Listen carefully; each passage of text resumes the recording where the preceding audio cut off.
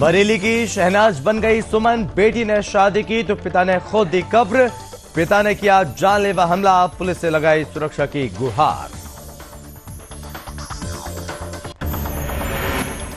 बिजनौर में खुद को मृत दिखाने के लिए दूसरे को जिंदा जलाया। प्रेम प्रसंग और 2.5 करोड़ के लिए रची साजिश। मुस्लिम प्रेमिका ने बनाई थी योजना। पुलिस ने दर्ज किया मामला, कार्रवाई जारी।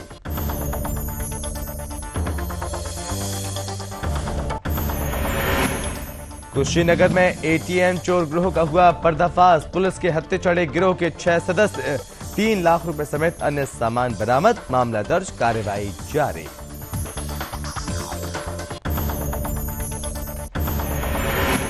लखनऊ की बीकेटी तहसील में वकीलों ने दिया धरना। पद खाली होने पर भी नियुक्ति न होने से नाराजगी। प्राइवेट कर्मचारियों से सरकारी काम कराने से वकील नाराज।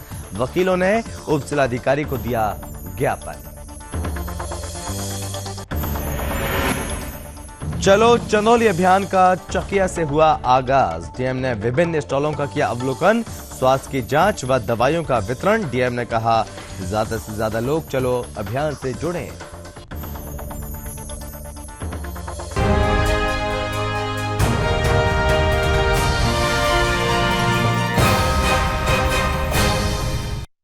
नमस्कार, बहुत स्वागत है आप सभी का आपका राज्य आपकी खबर में। मैं हूं आपके साथ संभव गुप्ता।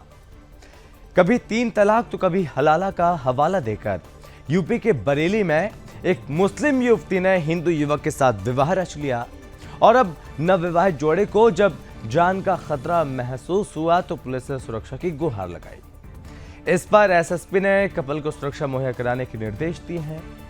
दरअसल शहनाज से सुमन बनी नवविवाहिता ने बताया कि 1 महीने पहले उसके प्रेम प्रसंग के बारे में पिता को मालूम हुआ। उन्हें पता चला कि बेटी किसी दलित युवक से प्रेम करती है और युवक वाल्मीकि समाज से है। इसको लेकर पिता ने जानलेवा हमला तक कर दिया और पिता ने गर्दन पर चाकू मारने की कोशिश की थी। उस समय जैसे तैसे जान बचाकर शहनाज घर से निकल आई। इसके बाद उसने दलित युवक के साथ हिंदू रीति रिवाज से शादी कर ली। दूल्हा अजय ने बताया कि 2.5 साल से हम एक दूसरे को जानते हैं और सुमन के घर वालों को पता लग गया था कि मैं हिंदू हूँ, ये मुस्लिम वर्ग से आती है। वहीं एसएसपी अखिलेश कुमार चौरसिया ने आश्वासन दिया कि नवविवाहित जोड़े को किसी भी तरह की परेशानी नहीं होने दी जाएगी और हर संभव सुरक्षा प्रदान की जाएगी।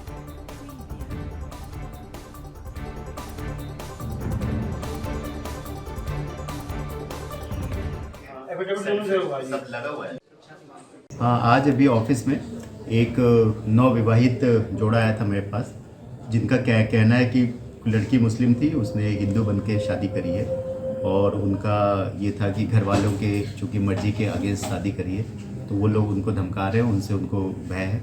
तो मेरे द्वारा एसएचओ भोजीपुरा, चूँकि भोजीपुरा के रहने वाले हैं, एसएचओ भोजीपुरा को निर्देशित किया गया है कि उनको पर्याप्त सुरक्षा व्यवस्था प्रदान करें और उनके परिवार वालों को भी समझा के ताकि इनके खिलाफ या इनके विरुद्ध कोई षड्यंत्र ना हो सके और ये लोग अच्छे से अपना जीवन व्यतीत कर सकें। इनसे शादी की मैं 2-2.5 साल से प्रेम करती हूँ, लेकिन मैंने अपनी मर्जी से शादी की है। हम एक गांव के रहने वाले हैं, मतलब एक दूसरे से ऐसी जान पहचान हो गई थी तो हम एक दूसरे प्रेम करने लगे थे। समाज से मतलब इनका हिंदू समाज में अच्छा लगता है, मुझे अपना मुस्लिम धर्म अच्छा नहीं लगता।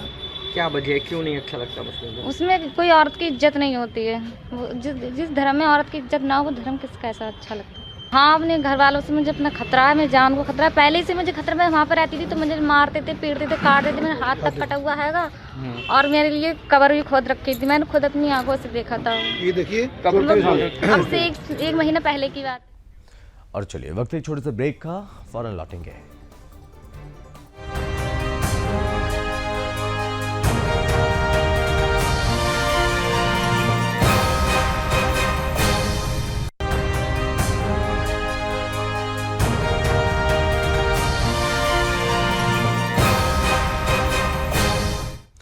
ब्रेक के बाद स्वागत है आपका।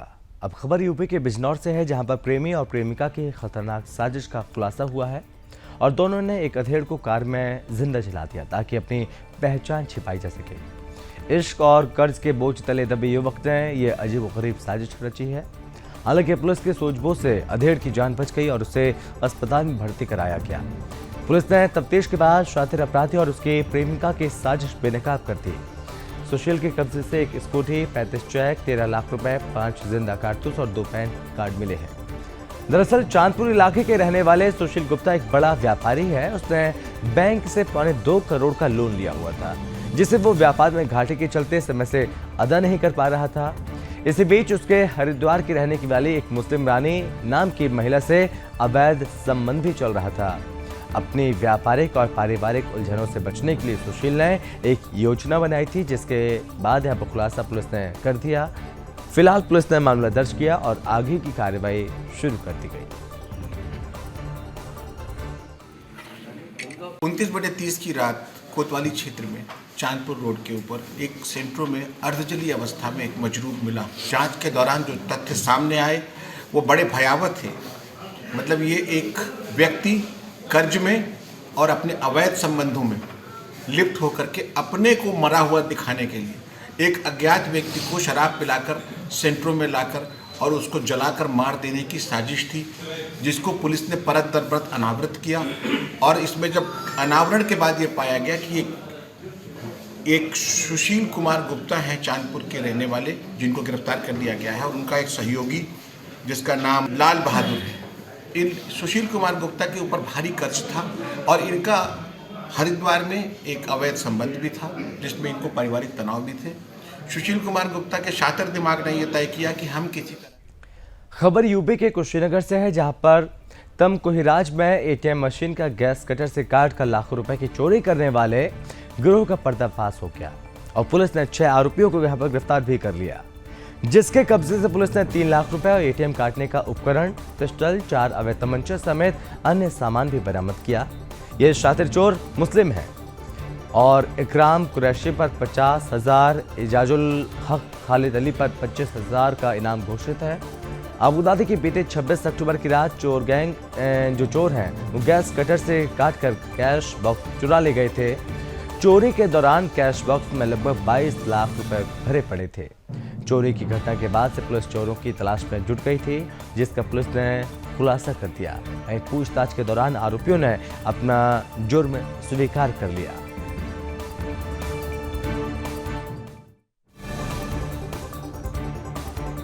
जनपद कुशीनगर में पटेवा थाना क्षेत्र के अंतर्गत पुलिस को मुखबिर से ये सूचना प्राप्त हुई थी कि कुछ संदिग्ध व्यक्ति वहां पर घटना कारित करने के उद्देश्य से देखे गए हैं। इसी क्रम में पुलिस ने वहां पर व्यापक चेकिंग अभियान करवाया था और वहां पर घेराबंदी की हुई थी।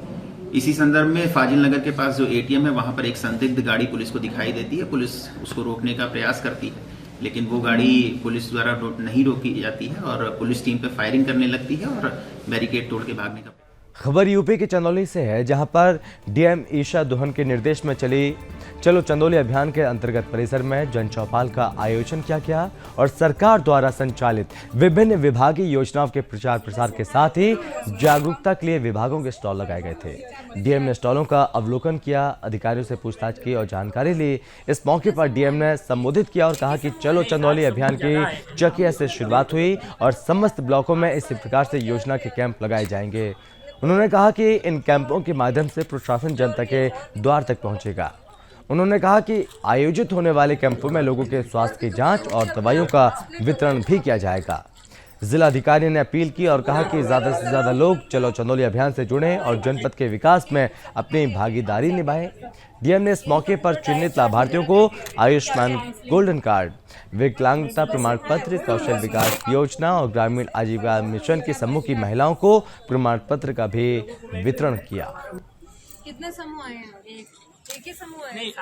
आज चलो चंदौली अभियान, जो हमने एक नया अभियान यहाँ पे चंदौली में शुरू किया है, उसका आह्वान चकिया ब्लॉक से किया गया और चकिया में ब्लॉक स्तरीय कैंप लगा, जिसमें कि सारे जिला के जो जितनी योजनाएं हैं, जितने डिपार्टमेंट्स हैं, सबके यहाँ पे स्टॉल्स लगे और इसमें रेवेन्यू डिपार्टमेंट से लेकर के फॉरेस्ट डिपार्टमेंट से लेके पुलिस डिपार्टमेंट, आपके हेल्थ डिपार्टमेंट, सभी डिपार्टमेंट्स का यहाँ पे स्टॉल लगा। बैंक्स का भी इसमें योगदान रहा, बैंक्स का भी स्टॉल रहा यहाँ पे और बहुत सारे इसमें लाभार्थी आए। उनको जितने लोगों को योजनाओं का लाभ दे सकते थे उनको दिया गया। जिन्होंने जानकारी, कुछ लाभार्थी आए थे जो जानकारी लेकर के गए हैं, आगे योजना का लाभ लेंगे, सभी योजनाओं के बारे में बताया गया। साथ ही कुछ लाभार्थियों को जो शासन प्रशासन की तरफ से जो वितरण होता है, गोल्डन कार्ड है, तो उनका। और चलिए वक्त एक छोटे से ब्रेक का, जल्द लौटेंगे।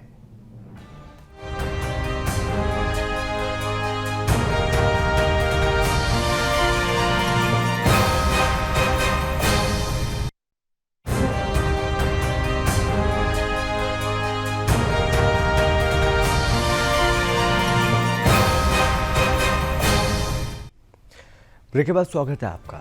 यूपी की राजधानी लखनऊ के बक्शी के तालाब तहसील में पद रिक्त होने के बाद भी नियुक्ति नहीं की जा रही है और साथ ही निजी कर्मचारियों से सरकारी कार्य कराया जा रहा है, जिससे सरकारी काम की गोपनीयता भंग हो रही है। इस सभी मुद्दों के साथ बार एसोसिएशन के डेलीगेशन ने उपजिलाधिकारी शिप्रापाल से मुलाकात की, उन्हें एक ज्ञापन सौंपा। ज्ञापन लेने के बाद उपजिलाधिकारी ने बताया कि नियुक्ति के संबंध में वरिष्ठ अधिकारियों को पहले ही सूचित किया जा चुका है और जल्द स्थायी नियुक्तियां शुरू की जाएंगी। उपजिलाधिकारी ने यहां पर प्राइवेट कर्मचारियों से सरकारी काम कराए जाने की शिकायत की जांच कराने की बात कही है।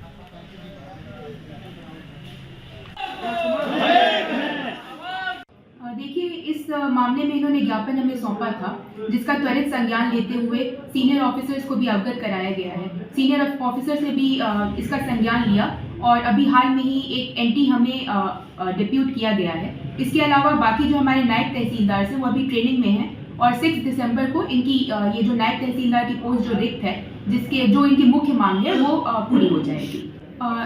इन लोगों की कुछ मांगे और थी जिससे हमें अवगत कराया गया कि प्राइवेट स्टाफ की यहाँ पे तैनाती है। उस विषय में मैंने इनको भी अवगत कराया है। मैं आपको माध्यम से भी अवगत कराना चाहती हूँ कि इस प्रकार की कोई भी खबर यूपी के फिरोजाबाद से, जहां पर मिलावटखोरी के मामले थमने का नाम नहीं ले रहे हैं। 6 मिलावटखोरों के खिलाफ अभिहित अधिकारी ने सैंपल फेल होने पर कार्रवाई की और सुधीर कुमार सिंह ने अपनी टीम के साथ मिठाई की दुकान पर छापेमारी की। उन्होंने मिठाई की दुकान पर छेने की मिठाई, गुड़ का सैंपल और रस्क पैड का सैंपल में मिलावट पाए जाने पर मुकदमा पंजीकृत करने के आदेश दिए हैं। टेंडर था मरीजों के सप्लाई का, तो उनकी शिकायतें आई थी हमारे पास। इस आधार पे इनके 2 सैंपल भरे गए थे और वो दोनों सैंपल फेल हो गए और वो दोनों न्यायालय के विचाराधीन हैं और इन पे नोटिसें भी जारी की गई थी सुधार के लिए और उस समय इन्होंने सुधार कर भी लिया था। अभी फिर शिकायतें प्राप्त हो रही हैं, तो अब इन पे हम कड़ी कार्रवाई करेंगे फिर से। ये लाइसेंस जो होता है वो हमारा परमिशन। खबर राजस्थान के चित्तौड़गढ़ से, जहां पर एनडीपीएस कोर्ट में कार्यरत सुभाष मेहरा की मौत का मामला अब तूल पकड़ता जा रहा है।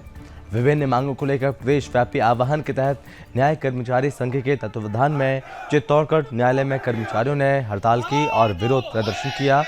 रैली के रूप में कलेक्ट्रेट पहुंचकर मामले में कार्रवाई और सीबीआई जांच की मांग का ज्ञापन जिला कलेक्टर को सौंपा गया। उल्लेखनीय है कि एनडीपीएस कोर्ट में कार्यरत चतुर्थ श्रेणी कर्मचारी सुभाष मेहरा का शव बरामद हुआ था। वहीं कार्मिकों का कहना है कि विभिन्न मांगों को लेकर जब तक कार्रवाई नहीं की जाएगी तब तक आंदोलन जारी रहेगा और कर्मचारी न्यायिक कार्यों का बहिष्कार करेंगे। इस दौरान बड़ी संख्या में न्याय विभाग के कर्मचारी मौजूद रहे। हमारा एक कर्मचारी है सुभाष मेहरा, एनडीपीएस कोर्ट जयपुर में काम करता था, केस चालाना न्यायाधीश के घर पर। वो प्यून अधिकारी के यहाँ पे रात को सोया था। रात को उसका मर्डर हो गया, संदिग्ध अवस्था में मृत्यु इसकी। उसकी जांच अभी तक न तो एफआईआर लिखी गई, न अनुसंधान किया गया, कोई सीबीआई की जांच नहीं की गई। उसके विरोध में जयपुर न्यायिक कर्मचारी संघ 10 तारीख से हड़ताल बैठा है। हम चित्तौड़गढ़ न्यायिक कर्मचारी। चलिए वक्त है छोटे से ब्रेक का, जल्द लौटेंगे।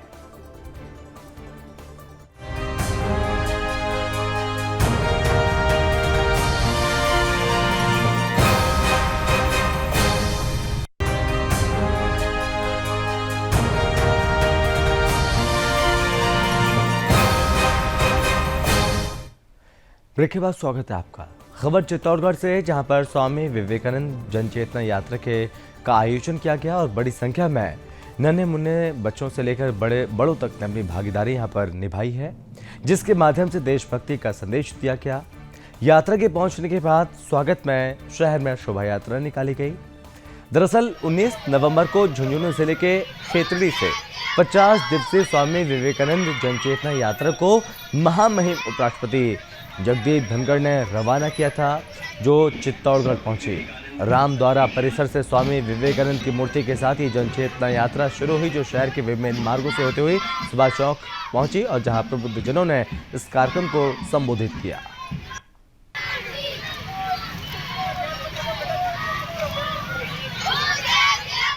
खबर मध्य प्रदेश के ग्वालियर से है, जहां पर सरकार भले ही पढ़ने वाले बच्चों को गुणवत्ता युक्त पौष्टिक भोजन देने के लाख दावे करे, लेकिन सच्चाई कुछ और ही निकलकर सामने आती है। इसी की हकीकत जानने के लिए सुदर्शन न्यूज चैनल की टीम ने मध्याह्न भोजन योजना का जायजा लिया। तो मेन्यू अनुसार मध्याह्न भोजन के नाम पर सिर्फ पूरी तरह जली रोटी यहाँ पर दी जाती थी। सब्जी के नाम पर सिर्फ पानी दिख रहा था। औरतें और बच्चे खाने के टिफिन घर से लेकर यहाँ पर आ रहे थे। इस घटिया भोजन को जानवर भी खाना पसंद नहीं करेंगे। आपको बता दें कि 250 स्कूलों पर लगभग 16,000 छात्र छात्राओं का खाना देने का जिम्मा सुशीला देवी समिति को दिया गया और मध्याह्न भोजन मॉनिटरिंग की जिम्मेदारी जिला पंचायत में बैठे आला अधिकारियों को दी गई। लेकिन इससे साफ जाहिर होता है कि मध्याह्न भोजन देने वाली समिति से अधिकारियों की साठगांठ साफ दिखाई दे रही है। शासकीय प्राथमिक विद्यालय हेम सिंह की परेड। अच्छा, आप यहाँ की प्रभारी हैं? जी। अच्छा, आपके बच्चे कितने दर्ज हैं? 71। अच्छा, आपका खाना कौन सी संस्था से आता है? आकांक्षा से। अच्छा, खाना कैसा आता है आपके पास? ठीक आता है सर। आप खाना देख लीजिए, जैसा आ रहा है आपको मालूम होना चाहिए। हाँ, मैं ये कह रहा हूँ कि आपके बच्चे ऐसे कितने हैं जो घर से खाना लेके आते हैं? आ जाते हैं सर, आधे से ज़्यादा बच्चे खाना लेके आते हैं। अच्छा, खाना यहाँ का अच्छा नहीं इसलिए अच्छा नहीं आता, इसलिए खाते नहीं। हाँ। तो इसके लिए आपने किसी को शिकायत की? हाँ, तो ले अच्छा कल से अच्छा लाएंगे। अच्छा, खाने पे तो जैसे आज का मेनू है। खबर मध्य प्रदेश के टीकमगढ़ से, जहां पर टैक्सी चालक शहजाद खान ने मानवता दिखाते हुए एक हिंदू महिला का बैग वापस किया जिसमें सोने चांदी के आभूषण रखे हुए थे। जानकारी अनुसार कुंज बिहारी कॉलोनी निवासी रजनी चौरसिया जो कि ललितपुर से लौटी थी, जिनका बैग गुम हो गया था। वो बैग ईदगाह निवासी टैक्सी चालक शहजाद खान को मिला और शहजाद खान ने पुलिस को सूचित किया। पुलिस ने महिला के आईडी कार्ड की मदद से फोन लगाया, महिला को थाने में बुलाया, बैग सौंप दिया। सिटी कोतवाली टीआई मनीष कुमार ने शहजाद खान को बधाई दी और अच्छे कार्य के लिए सम्मानित किया। दिक्कत है तो भी आप बता सकते हो और ये अच्छे के बगल में रखा था तो उठा के लेते आए। हाँ। हमने कहा कि जिसका होगा तो उसको दे देंगे। हाँ, फिर भाई साहब हमारे मित्र हैं, हमने उनको बताया। हाँ। तो बोले कि आप पुरवाली चलो, तो नहीं हमने उसमें देखा एक कार्ड चला था। मैंने पूरा नहीं देखा उसको, एक दो ये मोबाइल भी धरा था। तो मोबाइल भी चालू था। हम सोचते थे कि इस पर फोन आएगा तो अपन उसको बोल देंगे कि हमारे पास है। पुलिस के पास लाया तुम। खबर असम के डिब्रूगढ़ से है, जहां पर रैगिंग से जिंदगी और मौत से जूझ रहे छात्र आनंद शर्मा का सफल ऑपरेशन हुआ। सभी ने राहत की सांस ली। अब वहीं रैगिंग करके एक छात्र का जीवन बर्बाद करने वाले आरोपी छात्रों को पुलिस द्वारा उनकी धरपकड़ जारी है। इस रैगिंग कांड से जुड़े एक अन्य आरोपी दिव्य ज्योति गोगोई ने पुलिस के समक्ष आत्मसमर्पण किया। आपको बता दें कि पूरे असम में रैगिंग कांड ने सभी को झकझोर कर रख दिया है। बहुत अच्छे से ऑपरेशन हुआ। अभी 2 मिनट बाद माता श्री मिलेंगी। हाँ। और इसी के साथ इस बुलेटिन में बस इतना ही। आप बने रहिए सुदर्शन न्यूज के साथ। जय हिंद।